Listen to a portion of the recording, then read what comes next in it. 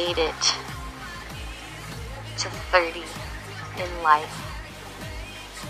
I can't believe I've made it to 30 in this life. This is my one shot. And if I can say anything about being 30, it's thank you.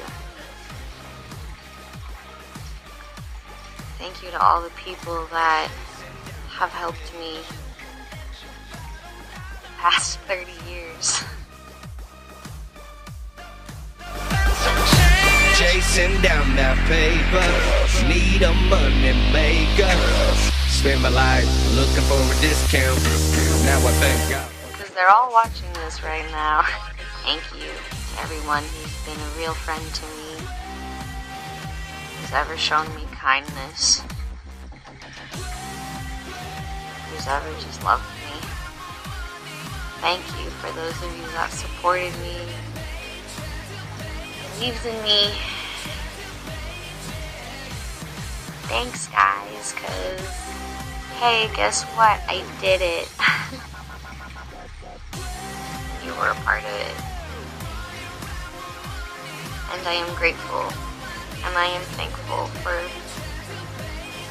every single one of you from the bottom of my heart. I love you guys.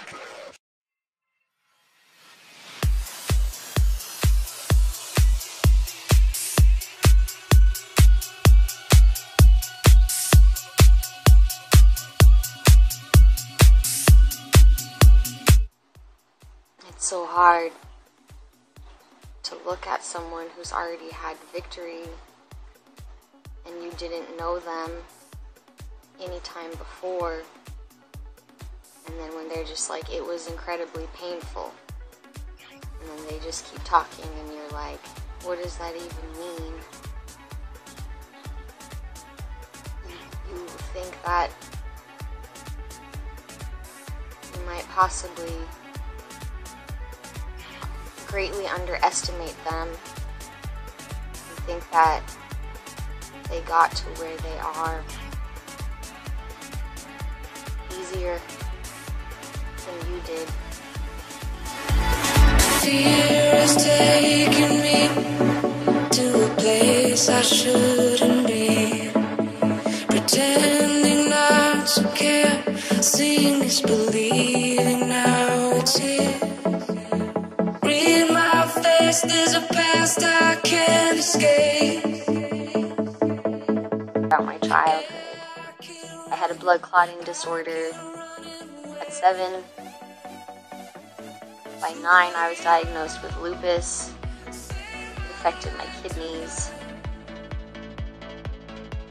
I went on chemo from 5th grade through 8th grade.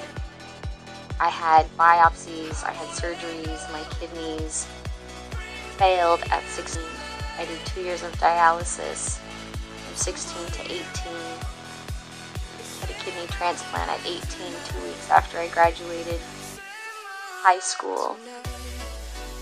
My mother remarried when I was 12, and by 14 she went to the mall and didn't come back. She just left us. I was diagnosed with osteoporosis at 23, a blood clotting disorder around 20. By 20, I felt like finally my life would settle down.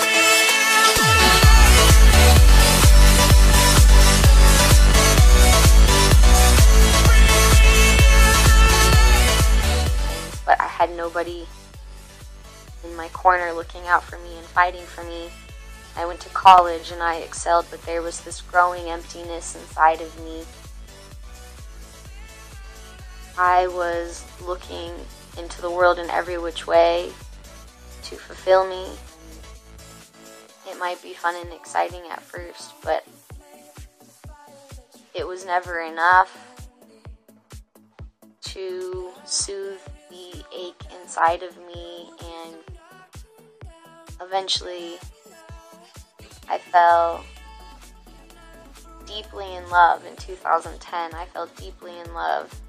I didn't even believe in love before I met this person, and I fell so deeply in love, and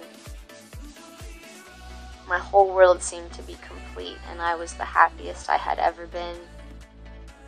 And then the guy left me, and I became suicidal, and that was the darkest place I've ever been. I was so strong, confident, independent my whole life, and he doesn't ever give me more than I can handle. And if somebody's gonna push those limits, he's gonna say, don't hang out with them, because one day you're gonna feel overwhelmed. And the whole time I'm thinking, when did I become so weak? Like, what happened to me? Where's that strong girl? And I just didn't know. You know, we look on the outside and see abusive relationships and don't understand why the other person doesn't just get out, but when you're in them, it's a whole nother story. That person has gained control over their victim's mind and emotions and has developed what's called traumatic bonding, which is where the person that causes the trauma is the only person that can take away the pain. And slowly you become dependent on them for your happiness, and it's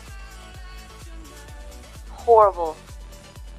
You become a prisoner, and it's so slowly, and it seeps in, and you're unaware of it. It's like how a mosquito can bite you and you won't even feel it until it starts itching. You have no idea you're being infected. There were times where I'd feel like I was going crazy. I'd feel like I was losing myself. I'd wake up in the mornings and just wonder who I was. But I couldn't handle the truth. If I had any self-love, I had lost it. But I didn't care what happened to me anymore. And I got yo-yoed back and forth by him. He would break up with me and get back with me, and break up with me and get back with me. And it was slowly crushing my spirit and slowly killing me.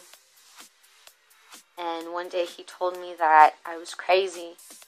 I went to a church. I never stopped going to the church, and I honestly don't know why I kept going. I started reading my Bible just for something to do.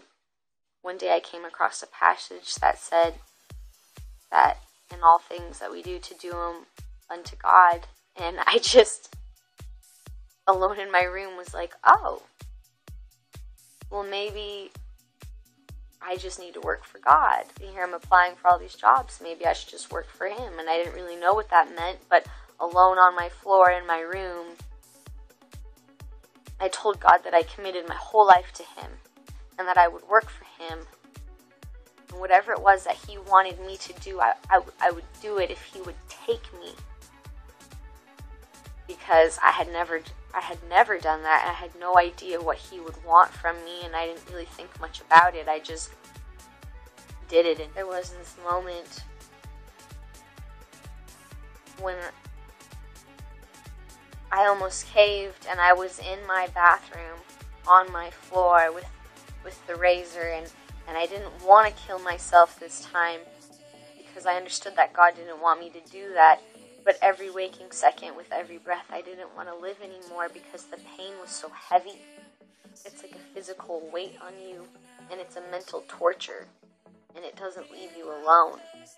It attacks your brain, and I was no match for it.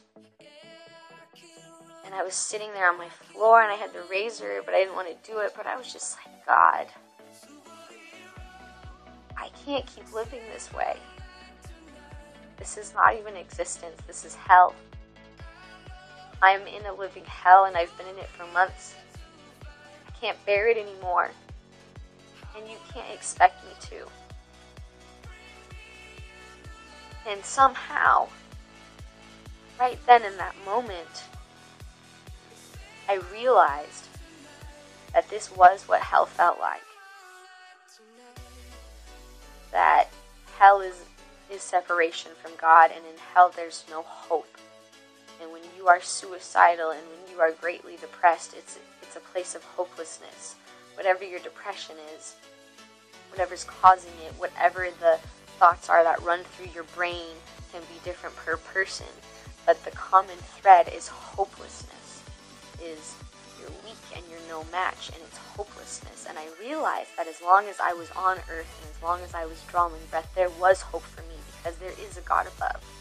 But if I was in hell, then there was no more hope for me. Then that was separation from him, and that was the true place of hopelessness. And that's trying to convince me that I was living that on earth, and it was a lie. And I realized in that moment that it was a lie, that it was an illusion, that it was smoke and mirrors. I didn't know how to get out of it. This spark is now the flame, the fire that you breathe inside me. But I realized this isn't real. Not that my depression wasn't real, not that my suicidalness wasn't real, but that the reality was there was hope, and that was real. The fact that there was no hope was fake, and it was a lie straight from the pit of hell. One of the hardest things coming out of it was realizing that it was the choices that I made that led to that. I should have never gotten involved in the situations I got myself involved in. That wasn't a punishment, and it was truly a place of innocence, because I just didn't know. And in that moment was when I really started to fight back. I really started to try and change my thoughts, and it was a battle. The mental thoughts going through my head 24/7 were awful, and I would have to combat them every waking moment. Every waking moment. It was horrible. For months. But slowly, I improved little bit by little bit by little bit, to eventually I walked out of being suicidal. I walked out of being depressed. And in all honesty, I can't say when. At just one point, I realized I wasn't there anymore. And I kind of looked back and didn't know. Because before, I kept waiting for this big boom, this big moment where all of a sudden I would just be me again and life would be good. And there was no big boom. It was a slow, subtle thing where it was a slow process. It was a very small beginnings. But I learned I had to work with God. I couldn't keep laying in my bed waiting for him to come down and rescue me. One day I was so mad, and I was on the floor in my bedroom just crying out to him and screaming at him and just being like, when are you going to help me? Like, when are you going to stop this? When are you going to take this away? Like, why are you allowing this? And it's like, he just so calmly spoke to my heart and said, as soon as you're done. And I was offended. But I realized that was the truth. I had to be done lying there and being dead. I had to stand. And I had to yoke with him, and I had to become a team with him, and I had to start walking out my own faith. I had spent those times reading, I had spent those times praying, I had enough knowledge. Now I needed to put it to action. I needed to use my mouth to speak what he says, and not what the enemy says. I needed to stop saying I was depressed. I needed to stop waking up every morning and just going, God, why did you wake me up again? And just start thanking him for the small things. Thank you for the food. Thank you for the clean water. Thank you for the comfortable bed. And I felt crazy because here I just wanted to die, and yet I'm thanking him for these things. But it worked. I battled sickness in my body. I battled rejection and abandonment by people I've battled sickness in my spirit. And God has shown me that it only takes faith as small as a mustard seed, because I didn't really plan on surviving what happened to me. And I don't know how I survived it. But all I know is that it was because of God. He pulled me out. All I did was hold on and start saying what He says. And He didn't quit on me. He never quit on me. And He was never mad or disappointed. And I continue to grow. I was suicidal 1 year ago this month. It's been 1 year, and I'm not suicidal anymore. And I'm not depressed anymore. And I'm actually full of joy. Because as He strips off the old person, He starts revealing to you who you really are. Who He created you to be. And at first it was scary because I felt like He was taking away who I was. And it was hard. And it was scary. But I learned He wasn't taking anything away because I am still me. I still have my humor. I still have my heart. Everything that was really my core is still there. Because He instilled those things in me. And now He's showing me who I really am. And He's taking those parts that were always me, and He's blowing them up and showing me how the little simple things that made me me are actually what He gave me to increase the kingdom, to work for the kingdom. Little tiny things that I never thought anything of were actually gifts from God. That He's using me. He's now promoting me. I got a promotion in my job. He's promoting me in life by me just being me. By showing me who I was made to be and showing me who I am in Christ. Meaning who I am. Who He says I am is who I really am. And now I'm the happiest I've ever been in my entire existence. Because I called out to God, and because He responded. And even though I didn't feel it in those moments, and I didn't see it, and I didn't have a vision, so I didn't think He responded, I now look back and I can see how He responded. And in the moments I didn't feel like He was doing anything, I now see that He was doing some of the biggest work He's ever done for me. In those moments that I couldn't see Him operating, He just held me like a baby. And He was out working. He was working.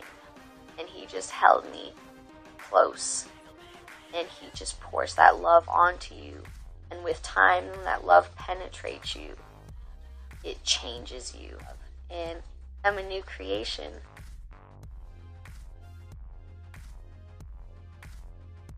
I think 30 is going to be what I thought my 20s were going to be like, but weren't. Because in my case, in my 20s, I was a lot more selfish, a lot more naive, innocent, really. A lot of stuff I didn't know. And over the course of your 20s, 10 years, man, you learn. Growing older is really about fulfilling your purpose in life. You learn a lot about responsibility and independence and the responsibility of being independent. And you kind of learn how to rock that life. Fulfilling your purpose in life is really about helping others and making this world a better place. So I'm super stoked to enter my 30s, and I feel like it's almost a new beginning into being grown. Like I hit a redo button and I get to start over again. Like I'm just now about to enter being a grown person. Helping others is really about love. Learning to love, learning to give and receive love, and that's what's up. It's a blessing, really, to have even just made it to my 30s, and I hope that everybody out there, whoever makes it to their 30s and beyond, feels just as blessed with each passing birthday, that it really is a victory to still be here in this crazy world. And I truthfully believe we're all here with a purpose, and that means my purpose hasn't been fulfilled. There's so much more living to do, so much more love to share, so much more love to receive. But at my 30s, I definitely understand that it's not really all about just receiving love, and life isn't about me. Life is about everybody as a whole. And you begin to learn that your life isn't your own, and everything you do or don't do, speak or don't speak, it has a ripple effect, and it touches those around you and maybe further. And you truly start to learn that, and it changes your perspective, and it grows you up quickly. And I think that's awesome. I think it's awesome to be a grown-up. We have more fun. I know I'm going to have more fun in my 30s than I probably have at any other age, because there's a freedom and there's a peace that comes with knowing the truth, that comes with understanding more of what life's about. And life's about love. Life's about serving others. Life's about giving. It's not about receiving. It's not about being number one. It's about helping each other out. And there's more beauty in doing that, in just small acts of love, and there is in huge acts of self-success, personal self-success. There's a deeper fulfillment and a deeper meaning when you tithe some of your time to help others out, when you do things you don't want to do, but you do it because somebody really needs some help. You leave with a more completeness, that's a word, inside of you, than just running this endless race of simply self-fulfillment. 30s rock. 30s are the new 20s, or maybe 30s were always this cool. I don't understand why people are so scared to turn 30. Like, it's a new beginning. It's a new chance to be the adult you always wanted to be.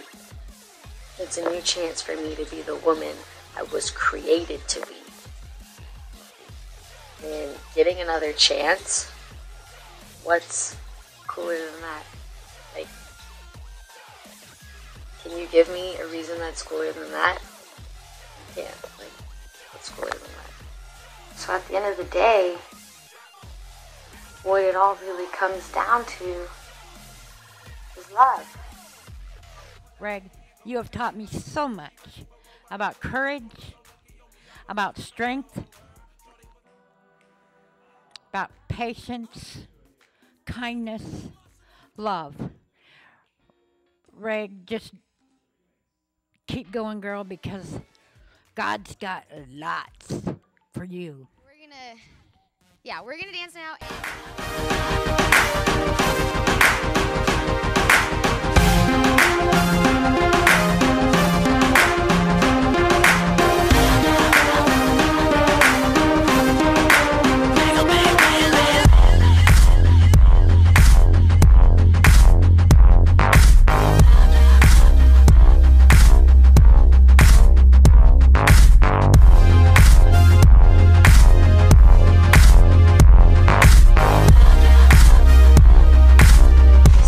So many questions, like why is it when you make oatmeal it doesn't make enough, or you double it and it makes too much?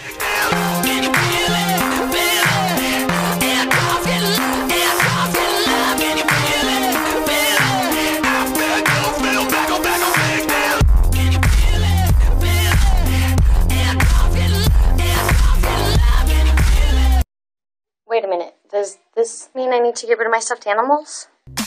Let me see you wobble.